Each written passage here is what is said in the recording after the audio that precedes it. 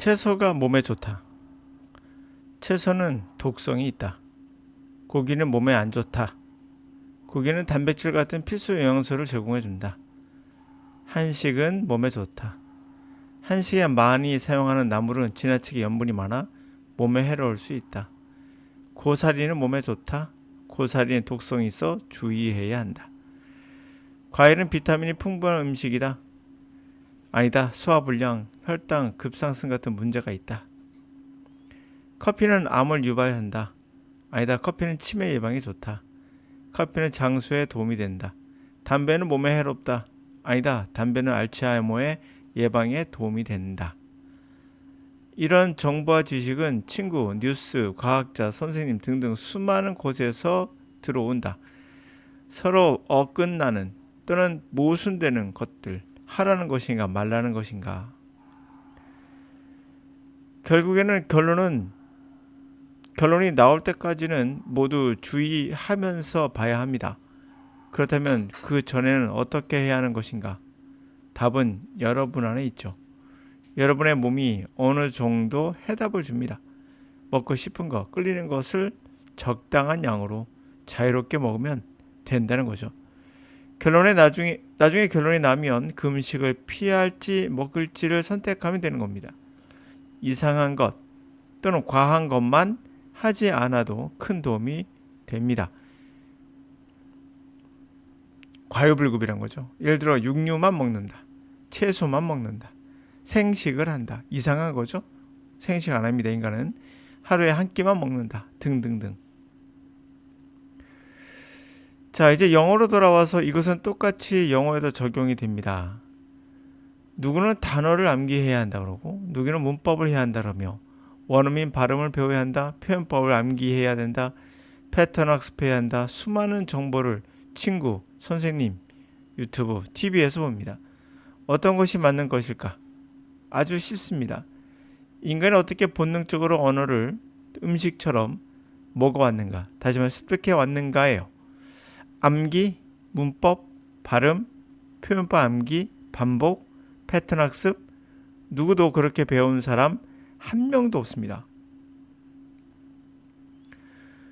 자, 그런데 제2 외국어만 나오면 이상한 기법들을 파헤칩니다. 여러분이 가지고 있는 내부의 선생님은 답을 알고 있어요. 그 사람에게 맡기면 됩니다. 단 그분이 좋아하는 방향으로 그 사람의 능력을 믿고 최대한 발휘할 수 있도록 만들어주면 되는 거죠. 당신의 의식을, 인식을 안에 있는 그분을 향해서 행하도록 해야 합니다. 독해는 문법 없이, 듣기는 반복 없이, 스피킹은 말하지 말고 듣기로 해야 합니다. 자, when we have fun, 우리가 유아일 때, we are tuned in, 우리는 채널이 맞춰 있죠. 시그널에, 바로 우리의 바디에서 나오는 신호에 채널이 맞춰 있습니다. There are shoulders, 우리들에게 말해주죠.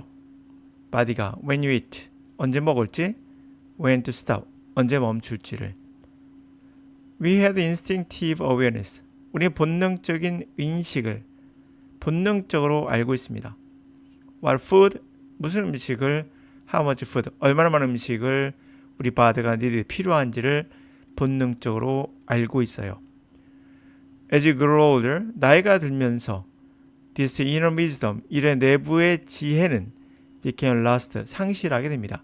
bewildering, 깜짝 놀라면 혼란스러울 정도의 허스터분, 많은 outer voice, 외부의 목소리로. Their shoulders, 그 목소리는 우리들에게 we should eat, 어떻게 먹어야 하는지를 말해주죠. 우리의 언어의 습득은 유아 때 이미 다 알려줬어요. 모두 바디가 본능적으로 합니다.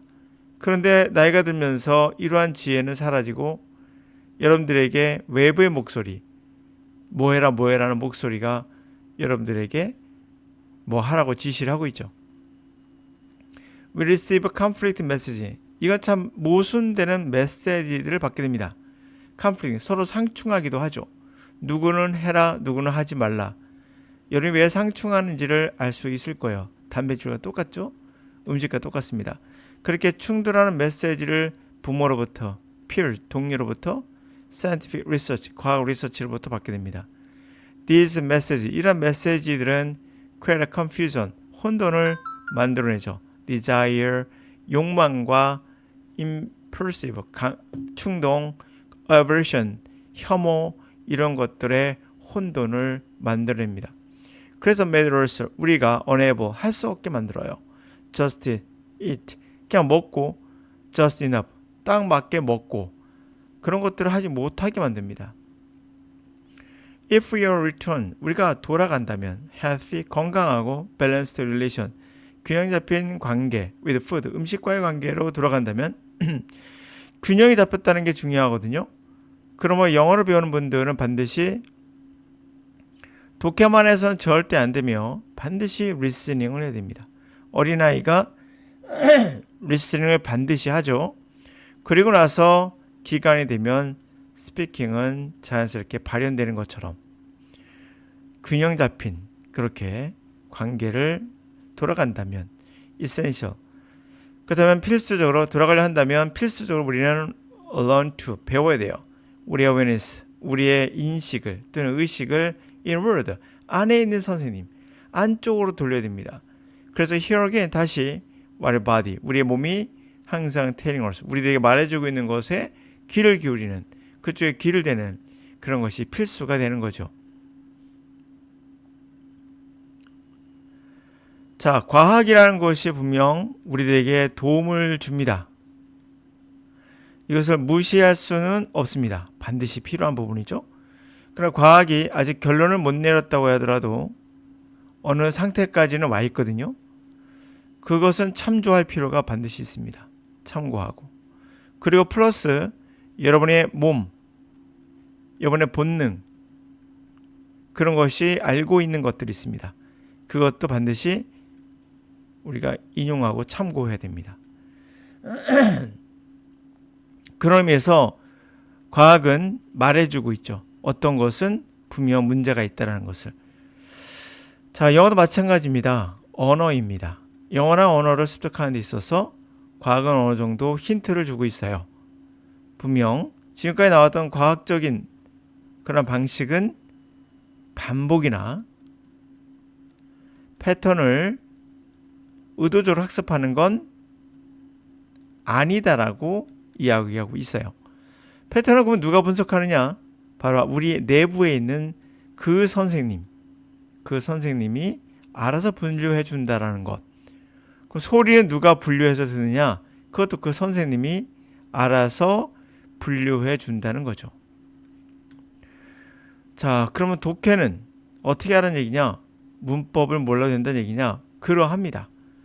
우리가 문법 없이 독해를 하듯이, 제가 말하는 거 문법적으로 분석하지 않듯이 소리만으로 의미를 파악하듯이, 글자는 물론 글자는 문자이기에 약간 다르긴 하지만 분명 우리가 공부하는 데 있어서 빠르게 도움을 줄 수 있는 영역인 건 맞아요.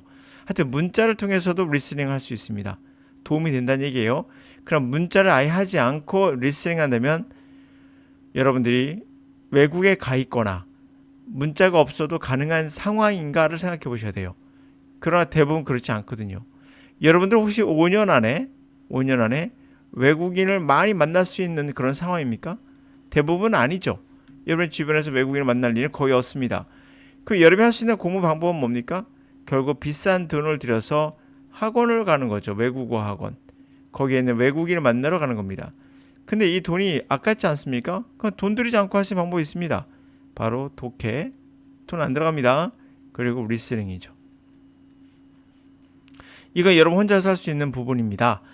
독해를 문법 없이 할 수 있게끔 만들 수 있으며 리스닝 또한 당연히 문법 없이 하셔야 합니다. 그런 의미에서 여러분들은 5년 동안 외국인을 만나지 않고 결국에는 뭡니까? 인풋밖에 없어요. 사실은 외국인을 만나서 하는 것은 나중에. 리스닝이 자연스럽게 됐을 때 스피킹은 그 쌓여있는 에너지가 폭발하듯이 여러분들에게 스피킹이 터지게 됩니다. 그것은 그때 가서 하시기 바랍니다.